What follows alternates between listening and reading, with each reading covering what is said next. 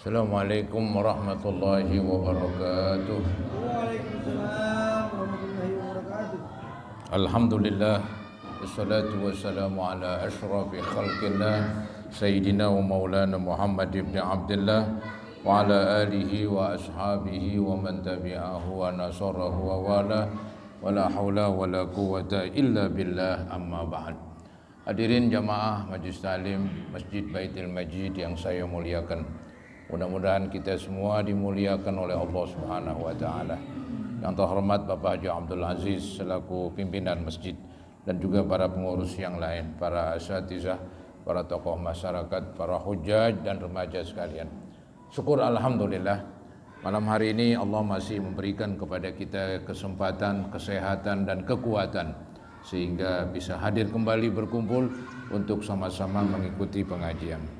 Harapan kita kepada Allah, mudah-mudahan kehadiran ini mendapat balasan pahala yang sebesar-besarnya. Semoga dengan kemurahan Allah diampuni kekurangan, kesalahan dan dosa-dosa kita, dan semoga selalu dibukakan pintu hati dan pintu ilmu yang seluas-luasnya. Amin ya rabbal alamin. Hadirin, melanjutkan tentang fardu wudu, pokok-pokok wudu ya. Yang pertama niat, udah kelar itu. Udah selesai. Sekarang yang kedua yaitu membasuh muka. Wasani ghuslu jami'il wajhi. Fardu yang kedua ya, fardu yang kedua dari berwudu yaitu membasuh. Ini kalimat membasuh ini ciri-cirinya airnya mengalir begitu. Jadi pengertian membasuh ciri-cirinya airnya mengalir ini. Ini dalam Hasyiah Bajuri diterangkan ini tambahan ini. Qauluhu ghuslun al-muradu bihi al-inghisal. Ucapan tadi membasuh. Itu kan membasuh ada istilahnya yang mengerjakan. Kita membasuh atau orang basuhin. Tapi itu enggak mesti. Jadi boleh terbasuh, agak aneh sedikit, terbasuh. Misalnya ada hujan, kebetulan kita belum wudu, langsung aja udah main hujan-hujanan wudu, ya, nggak ada yang basuhin. Jadi waktu basuh muka kita nangkai dikit begitu, nah wah itu partol wudu jadi dah. Waktu tangan ya begini aja udah, kepala sudahan emang, iya dan seterusnya. Itu namanya inghisal. Jadi nggak mesti ada unsur perbuatan kita, nggak mesti. Bisa ya diwuduin sama orang, bisa terbasuhkan begitu. Terbasuhkan oleh hujan atau ada air kali, ya, air bocor tuh di atas kali. Itu namanya ghuslun al-murad bihi al-inghisal walau bi ghairi fi'lihi begitu. Walau bukan karena perbuatannya, hatta law saqata fi ma'in, walaupun anggaplah dikecebur ke dalam air, bisa juga gitu. Wa nawa, dan sekaligus niat, kafa cukup katanya. Wa kadza yuqalu fi ma ya'ti wala budda min jaryil ma'. Ini dia nih, ini syarat daripada membasuh. Jadi dalam mazhab Imam Syafi'i dia menekankan arti bahasa. Yang namanya membasuh airnya mengalir, maka beda dong dengan mengusap. Itu. Maka dibilang di sini pengertian membasuh wala budda min jariyil ma, mesti airnya mengalir. Fala yakfi masul ma, tidak memadai sentuhan air. Min ghairi jarayanin, tanpa mengalir. Li'annahu yusamma ghuslan bila bikhilafil ghamsi. Ya, karena itu tidak dinamain mandi kalau sekedar menyentuh doang, ya, sekedar menyentuh doang air terusap, mengusap tubuh kita dengan mengusap muka kita dengan air, itu namanya bukan membasuh katanya, ya namanya mengusap. Ya berbeda dengan nyilam. Kalau nyilam digolongkan membasuh juga, walaupun kita nggak ngusap. Nyilam, kenal nyilam? Apa nyilam? Nyilam, ya. Diving apa ya bahasa Inggrisnya itu? Dikatakan bikhilafil ghamsi, berbeda dengan nyilam. Walaupun dia namanya nyilam, tapi dia ada unsur membasuh. Airnya banyak mengalir, itu kita bergerak tuh airnya mengalir banyak banget udah. Maka dikatakan walaupun nyilem nggak dikatakan kayak membasuh, ya fa innahu yakfi, maka sungguhnya itu memadai. Li'annahu yusamma ghuslan, karena nyilem pun dikatakan ya membasuh. Begitu. Kalau mengusap belum. Nah, itulah pengertian ghuslu. Jadi yang kedua, fardu wudu ghuslu, membasuh. Pengertian basuh apa tadi udah, jami'il wajhi, jami' seluruh. Ya, jadi enggak terkecuali ini, enggak boleh sebagian. Jadi pengertian jami' artinya seluruh muka, ai jami'il wajh. Ya, seluruh muka. Fala budda min isti'abihi, maka mesti mencakup keseluruhan bil ghusli walau zonnan, walaupun dengan sangkaan kuat katanya.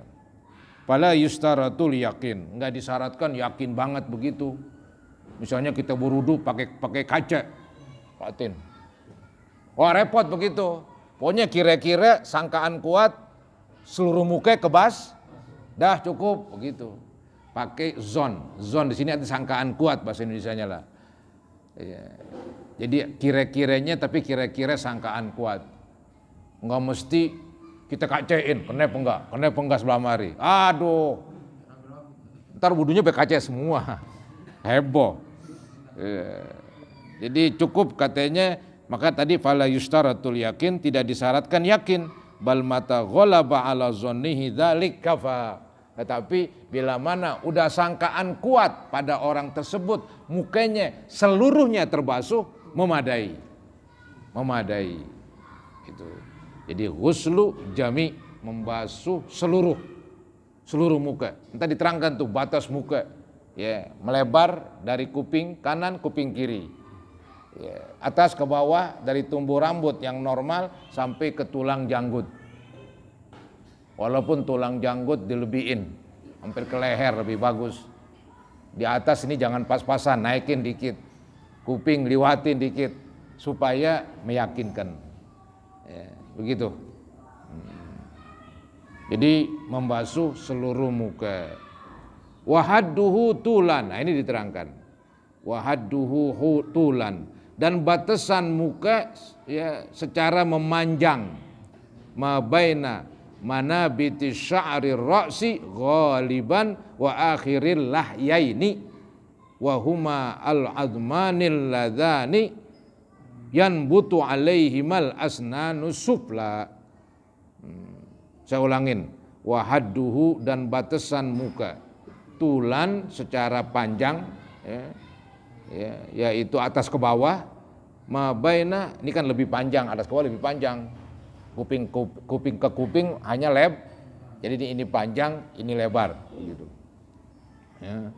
Jadi katanya kalau memanjang atas ke bawah dari tempat tumbuh rambut, mabaina manabiti sya'ri ra'si, itu di antara tempat tumbuh rambut kepala, ghaliban, yang diambilnya itu ghalibnya, biasanya ramenya, ya. Kadang-kadang ada juga mukanya yang kecil, rambutnya gak ke bawah, ada yang ke atas, tergantung. Maka ntar nggak dilihat itu, nggak dilihat yang terlalu ke bawah, nggak dilihat yang terlalu ke atas, dilihat standarnya. Nah itu bahasa kerennya standarnya udah, ramenya begitu ya, ramenya. Kemudian wa akhiril lahyaini, jadi dari tempat tumbuh rambut ramenya sampai ke akhir paling bawah akhir lahyaini, tulang janggut, tempat tumbuhnya jenggot begitu, tempat tumbuhnya gigi bawah. Kalau makan orang tuh hewan kebanyakan yang bergerak atas sampai bawah, atas diam aja. Cuman atau tuh buaya lain sendirian, ya, buaya lain, yang bawah diam, yang atas mangap. Kalau kita kebalikannya, bawah nih yang bergerak, coba lihat, ya itu ciptaan Allah udah, ya, begitu. Itu ulama nerangin juga gituan dalam kitab ya.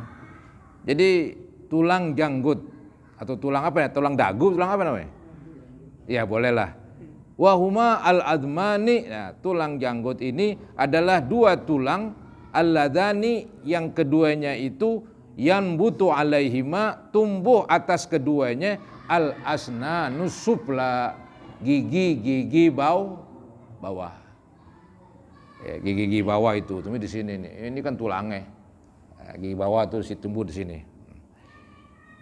Kemudian yajtami'u muqaddimuhuma fi dzaqni, berkumpul bagian depan keduanya, ya, bagian depan keduanya berkumpul nih namanya az-zaqn, dia tulang janggut az-zaqn.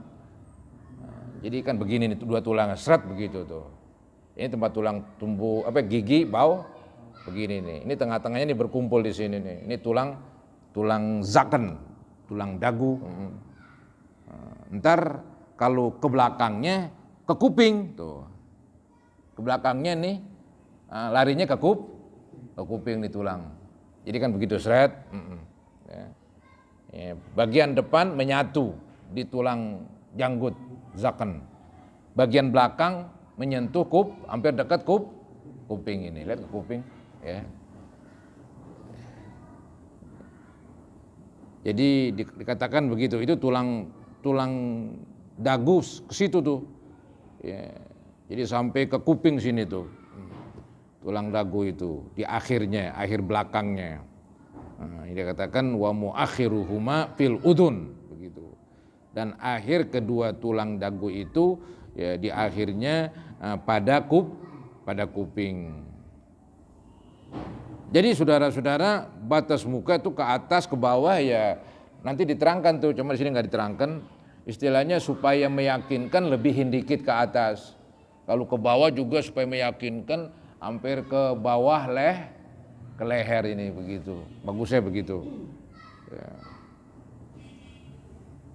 Kemudian wahadduhu ardon, ya, dan batasan muka melebar ma bainal uzunain, di antara dua kuping. Ada ungkapan lain di antara watadil uzunain. Watad itu bendilan yang ya tapi kita lebihin juga gitu. Ya. Lebih asal jangan kurang. Ya. Kalau pas-pasan susah pas-pasan, bikin pas-pasan coba. Entah kurang setengah senti salah lagi. Dengan gue lebihin, seret begitu. Ke atas, ke bawah, melebar, biar pasti, biar semua muka kena semua air begitu. Nah itu pengertian muka. Tadi kan disuruh bilang jami'il wajhi, seluruh muka. Itu dia tuh seluruh muka. Yang sampai kurang. Yang repot dia berwudu cuma depan doang, seret. Ini nggak kena nih. Tempat tumbuhnya cambang depan doang. Masih depan doang. Nggak pas itu. Baik. Selanjutnya wa idza kana 'alal wajhi sya'run, dan apabila ada pada muka bulu atau rambut, ada bulu khafifun yang tipis, au kathifun atau yang tebal, wajaba isalul ma'i ilaihi ma'al basaratil lati tahtahu, maka wajib menyampaikan air kepadanya. Wajaba isalul ma, wajib menyampaikan air ilahi kepada bulu-bulu tersebut, ya. Ma'al basyarah, bersamaan kena kulitnya. Alati tahtahu, yang di bawah bulu, di pongkol bulu. Maksudnya ini bulu-bulu yang tumbuh di muka, misalnya bulu alis, gampang. Mau tebal ke, mau tipis ke, dia nggak dibedain, wajib kena air, baik ujung alis atau sampai pongkol alis itu, sampai kulit alis, ya, itu bulu mata begitu, termasuk itu. Nah ntar kalau jenggot, nah itu lain lagi ntar. Kalau jenggot tebal nggak perlu gosok-gosok ke dalam, cukup luarnya nggak apa-apa dah. Kalau jenggot tipis mesti ke dalam-dalam karena gampang masukin air begitu. Kalau tadi bukan bulu jenggot tuh, ya. Bulu alis ya bulu alis sudah. Maka tadi kan diceritakan apabila dikatakan apa tadi? Dikatakan wa iza kana 'alal wajhi sya'run begitu. Dan apabila pada muka ya ada rambut, ada bulu, khafifun au kathifun, pada muka ada bulu tebal atau tipis. Selain jenggot, kalau jenggot dibeda-bedain antara tebal dengan tipis. Yang bukan jenggot sama aja udah. Nah itu wajib diisol ma, wajib disampaikan air, wajib dikenain, begitu bahasa kampungnya. Wajib dikenain air ilaihi kepadanya, kepada tuh rambut, mau tebal ke mau tipis, kepada tuh bulu. Ma'al basyarah, begitu juga kulit-kulitnya. Allati tatahu, yang di bawah bulu. Wa amma lihyatur rajuli, nah itu baru adapun jenggot laki-laki al-kathifati yang tebal. Ya. Bagaimana tuh yang tebal? Diterangkan bi allam yaral mukhatabu basyarataha begitu. Ya. Di mana orang yang diajak ngomong nggak ngelihat kulitnya, kulit tuh bulu. Kalau ngomong kan nggak begitu jauh, nggak begitu dekat, sedang. Ya. Nah itu kalau yang orang yang kita ajak ngomong, dia ngelihat jenggot kita, nggak ngelihat kulitnya, itu namanya tebal. Kalau ngelihat kulit jenggot tipis, begitu aja. Itu patokannya begitu, gampangnya. Masih pakai ukur begitu berapa senti, alah. Pokoknya patokannya kelihatan kulit jenggotnya tipis, nggak kelihatan kulit jenggotnya tebal. Nanti kalau tebal nggak dipaksain, suruh masukin atau kenain kulit jenggot, nggak dipaksa itu. Tapi kalau tipis kan gampang dikenain, begitu bedanya. Jadi dikatakan jenggot yang laki-laki yang tebal bi alam yaral mukhatab, yaitu tidak melihat orang yang diajak ngomong, basyarataha, kulit daripada jenggot tersebut, min khilaliha, dari celah-celah itu bulu, daripada celah-celah itu jenggot. Fayakfi ghuslu zahiriha, maka memadai atau cukup membasuh zahirnya itu jenggot. Karena tebal, bi khilafil khafifati, berbeda kalau jenggotnya tipis. Tipis itu bagaimana? Wahia mayarul mukhatabu basyarataha, ukurannya orang yang diajak ngomong ngelihat kulit jenggotnya. Fayajibu isalul ma'i, maka wajib nyampein air, wajib kenain tuh air pada libasyaratiha, kulitnya itu jenggot, karena tipis jenggotnya. Wa bi khilafi lihyatim ra'atin, berbeda lagi dengan jenggot perempuan kalau ada. Ya, perempuan jenggotan wajib dicukur, wajib. Enggak dicukur, wajib kenain air, enggak dianggap deh, enggak dianggap. Adanya itu jenggot enggak dianggap, laki-laki itu dianggap. Iya, kalau tebal digampangin, kalau tipis disusahin, begitu. Jadi bi khilafi lihyatim ra'atin, berbeda jenggot perempuan kalau ada, wa khuntha, dan juga banci. Ya, kalau ada tuh banci, maka lu mau tebal kayak lu mau tipis kayak ini, fayajibu isalul ma'i, maka wajib kenain air libasaratihima, bagi kedua kulitnya itu. Walau kasapa, walaupun dua-duanya tebal. Siapa dua-duanya? Yaitu perempuan dan banci. Nggak peduli dah, walaupun tebal.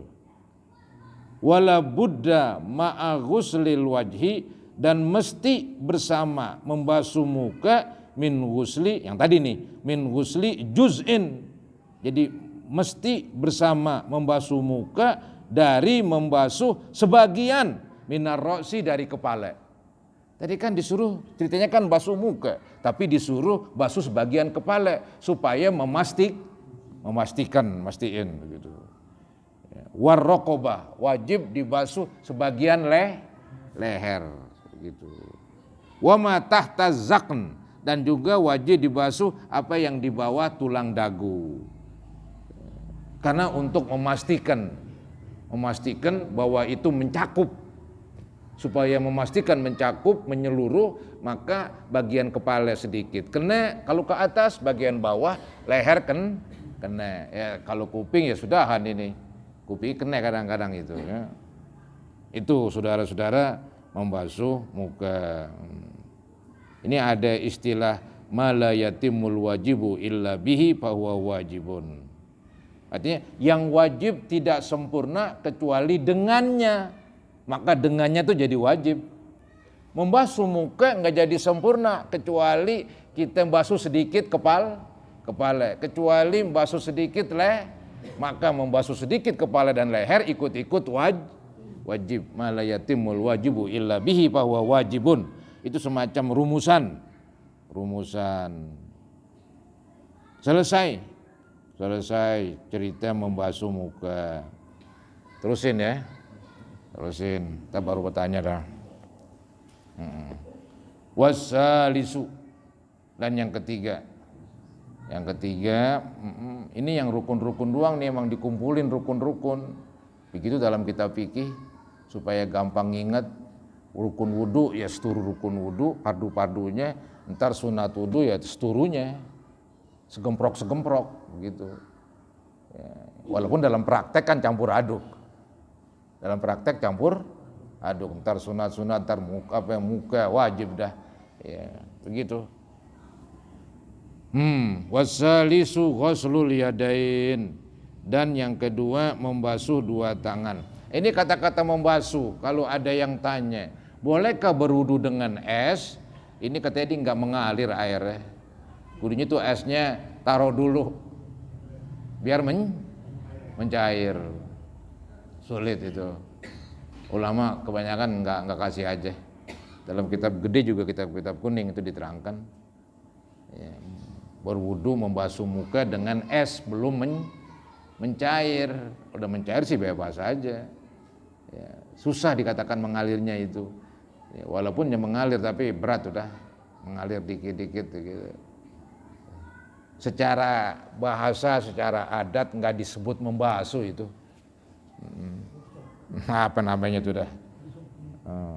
Yang ketiga ghuslul yadain ilal mirfaqain, membasuh dua tangan sampai dua sikut. Ya. Ini saudara-saudara, tangan ini ya macam-macam nih pemahamannya nih. Menurut ahli bahasa tuh katanya tangan dari ujung jari sampai pundak. Ini menurut ahli bahasa itu. Itu di dalam Bajuri itu qauluhu al-yadain masnayadin wa hiya indal lughawiyyin min ru'usil asabi ilal katib. Menurut ahli bahasa yang namanya tangan dari sini sampai ini. Tuh. Kemudian tuh menurut ahli bahasa katanya wa indal fuqaha, menurut ahli hukum di dalam bab wudu fi babil wudu min ru'usil asabi ilal mirfaqain. Menurut ahli hukum di bab wudu, entah kalau di bab maling potong tangan, masih segini potongnya serem, cuman sepeker pergelangan begitu. Maka dibilang di bab wudu. Menurut ahli hukum di bab wudu tangan itu dari ujung jari sampai siku. Wa fi babis sariko, dari bab maling membahas tentang inian pencurian, wa nahwiha dan semacamnya, min ru'usil asabi ilal qu'ain, dari ujung jari sampai pergelangan. Itu pengertian tangan tuh macam-macam. Ya. Nah, kita ini membahas menurut ahli hukum. Ya udah, tangan disebut basuh tangan dalam berwudu. Pengertiannya pasti sampai sikut itu. Maka diterangkannya ilal mirfaqain, sampai ke kedua sikut. Fa illam yakun lahu mirfaqani, kalau seseorang tidak ada baginya dua sikut, lempeng aja begitu. Ya, lempeng aja itu, nggak ada sikutnya, repot itu. Atau ada, cuman nggak layak begitu, nggak normal. Ntar ikutin yang normal katanya. Bukan tempatnya, anggap sikutnya di sini, misalnya. Ya udah, patokannya tetap di sini, nggak ngikutin sikut. Karena tumbuhnya sikut nggak normal, Ya, jadi ini min mu'tadilil hilqah. Ya, begitu. Jadi fa illam yakun lahu mirfaqan, maka apabila tidak ada baginya dua siku, utubira qadruhuma, maka dihitung seukurannya aja dah. Ya, dianggap dihitung seukurannya aja. Biasanya tuh sikut dua apa nih? Dua apa nih? Dua jengkal. Coba apa? Ya, tangan 2 jengkal kan sampai sikut. Tuh, selalu begitu. 2 jengkal. Jadi ukuran tangan di dalam wudu yaitu 2 jengkal. Anggap sikunya agak ke atas, nggak diikutin. Ukurannya pakai 2 jengkal. Basuh sampai sini dah, sampai 2 jengkal. Ya. Begitu. Dikatakan tubira qadruhuma, maka dianggaplah, dihitunglah ukuran keduanya, ukuran normal. Kalau dia nggak ada 2 sikunya. Kemudian wayajibu ghuslu ma 'alal yadain, dan wajib membasuh apa-apa yang ada pada tangan. Bulu tangan mesti kena. Ya, kuku pada jari mesti kena. Apa aja dah. Cuma ntar kuku nih katanya bagi orang yang memang kerjaannya main tanah, kayak para petani, itu ada yang maklumin tuh di antara sebagian ahli hukum, maklumin dah. Ya, sama tukang muntir lagi dah. Tangan udah, ya hitam mulu dah, susah diapain juga jangan nggak kena, dikorek-korek, pakai apaan? Pakai silet, waduh, cantengan, cantengan bahaya. Itu ada hitam-hitam, udah biarin, mau diapain, kesianan. Terus sembahyang bagus banget, biasanya muntir nggak sembahyang, muntir nggak sembahyang. Maka ada yang bilang, kalau punya anak kalau jadi muntir, emang apa emang nggak sembahyang dah katanya. Dioga tangannya belepotan mulu, belepotan oli begitu ngomongnya. Segala macam tuh dah. Ya, tapi sih bisa diatur. Karena nggak ada kemauan aja. Jadi wajib membasuh wayajibu ghuslu ma 'alal yadain. Ya, sesuatu yang ada pada tangan. Min sya'rin, dari bulu tangan. Walaupun bulu tangannya semeter itu harus kena. Ya seandainya, kecuali dipotong habis urusan. Min sya'rin. Wasil'atin. Sila ini semacam ya apa itu yang lebih-lebih itu dah, kutil apa lagi yang ini, ya yang kayak buah kelingkit, ya begitu kecil tumbuh tuh apa tuh namanya tuh, iya kalau kutil kan kelang nih, lembut ini dipegang, apa namanya sih, susah tuh bahasa Indonesianya dah, kadang-kadang ada itu. Lembut ya. Ya pokoknya yang lebih pada tangan di sini numbuh begitu, basuh, karena tumbuhnya di lempengan wajib begitu. Kali juga anggaplah tangannya bercabang, bukan punan doang bercabang, tangannya bercabang begitu. Wajib dibasuh yang bercabang ini sama yang aslinya. Loh, kok wajib dibasuh? Karena tumbuhnya cabang di tempat yang asli. Kecuali tumbuhnya di sini nih, di pundak serut bercabang. Itu nggak apa-apa, itu nggak ada urusan, tubuhnya bukan yang tempat wajib. Ya, tangan bercabang begitu, nggak ada lah. Yang ada rambut bercabang katanya. Allah, rambut bercabang, rambut halus begitu bercabang. Baik, ya, min sya'rin wa sil'atin, dari bulu tuh di tangan ada sil'ah ini, ya kayak kutil dan semacamnya. Wa asbu'in zaidah, ada yaitu jari lebih, aturan 5-6 dia, atau 5,5 kali. Karena tumbuhnya di tempat wajib itu. Jangan gue basuh 5 aja, emang jari-jari 5, nggak bisa ini. Di sini nggak ngelihat normalnya, di ngelihat tempat tumbuhnya. Tadi kan kalau siku tempat normalnya itu dipatok. Ya. Ini dipatok bukan normalnya kan jari 5, ini 6, berarti yang satu nggak usah dibasuh. Oh nggak begitu, karena yang satu ini tumbuhnya di lempengan yang wajib. Betul mah nggak normal, jari lu 6, tapi tumbuhnya di lempengan yang wajib ya jadi wajib ke basuh. Begitu. Wa asbu'in zaidah, jari lebih. Wa azafir, dan juga kuku-kuku. Kuku itu kan tumbuh di tangan, di jari-jari ya wajib dibasuh tadi. Wajib tuh. Maka jangan ditaruhin apa tuh cat segala macam tuh kuku dah. Kalau pacar kan emang dijadi satu, dia mengkuku, ya, menyatu. Kalau cat ya dikopeh bisa, dikopeh bisa itu dia. Nah, dia emang benar-benar menghalangi air pada kuku begitu. Ya. Kemudian wayajibu izalatu ma tahtaha, wajib membasuh ya apa yang di bawahnya, di bawah kuku. Wajib membasuh apa yang di bawah kuku begitu. Ya, min wasakhin, dari kotoran, yamna'u, mencegah, usulal ma'i ilai, mencegah sampainya air pada dalam kuku tersebut. Ya, jadi wajib dibuangin tuh kotorannya. Tapi di sini lihat di dalam tuh ada nih, dimaafin kalau orang memang tukang, ya petani-petani lah, tukang main tanah begitu. Ya, dia apa ngeraup tanah begitu. Ya.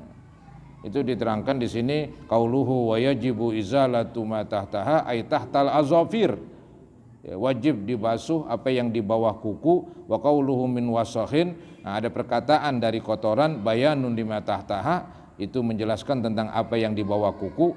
Wa yu'fa 'anil qalil, dimaafin kalau sedikit. Fi haqqi man ibtuliya bih, dimaafin pada hak orang yang memang kerjaannya main kotoran mulu. Bahkan wa indana qaulun, dan menurut mazhab Syafi'i ada kaul, ada pendapat bil afwi anhu mutlaqon, dimaafin aja udah, mau sedikit ke mau banyak ke, kalau memang kerjaannya main tanah mulu petani, ya, montir begitu. Jadi kotoran-kotoran dari mesin, ya, nempel banget tuh ke dalam, hitam aja dah, kita buang, kita cuci, nggak mau hilang, masih mau mau diiniin, potong tuh kuku, waduh bahaya, kuku tuh paling bahaya kalau luka, ya. Paling bahaya kuku tuh, kalau dikorek-korek berbahaya kuku. Jadi yang bagus pakai gituan tuh, pakai apa itu, yang buat jeksi itu diiniin, yang air cairan, alkohol, ya ampun, kok ingat alkohol, susah amat. Alkohol saudara-saudara itu, kuku sakit, memang alkohol, beli di apotek banyak alkohol, cepat hilang doang daripada sontek sono sontek kemari, aduh bahaya itu. Ya, alkohol aja udah kasih, ntar juga dia berhenti dah sakitnya. Kadang-kadang kuku masuk ke dalam daging, itu kan repot. Dia kukunya ini lagi numbuh, aduh, kuku numbuh ke dalam daging, ya, dibor tuh daging, bahaya. Nah itu kasih aja alkohol, setiap hari juga dihilang udah, gitu. Ini warobi yang keempat belakangan dah. Ya, inilah saudara-saudara bahasan kita pada malam hari ini, 2 bagian rukun wudhu, ya, yaitu membasuh kedua tangan dan muka dulu, ya, membasuh muka, dan kedua membasuh kedua tangan. Ya, mudah-mudahan yang sedikit ini ada manfaatnya. Mungkin ada yang bertanya, sampai silakan. Ya silakan.